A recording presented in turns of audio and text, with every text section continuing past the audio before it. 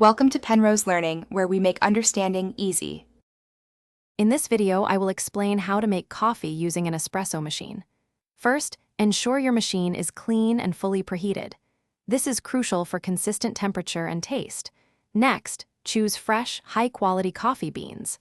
The quality of your beans significantly impacts the final flavor of your espresso. Finally, grind your beans to a fine, consistent texture, similar to powdered sugar. Now, let's focus on grinding and dosing.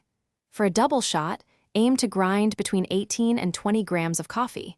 Distribute these grounds evenly within your portafilter to prevent channeling. Then, tamp the coffee with firm, even pressure, around 30 pounds, to create a perfectly level and compact puck. This step is vital for a balanced extraction. With your portafilter ready, lock it firmly into the group head. Initiate the shot and aim for an extraction time between 25 and 30 seconds. Watch the espresso stream. It should start dark and gradually lighten to a rich, golden brown, forming a beautiful crema on top. This visual cue indicates a well-extracted shot. Finally, let's prepare your milk. Always purge the steam wand first to clear any water.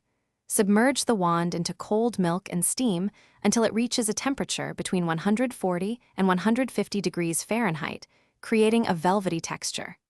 Remember to wipe and purge the steam wand immediately after use for hygiene and longevity.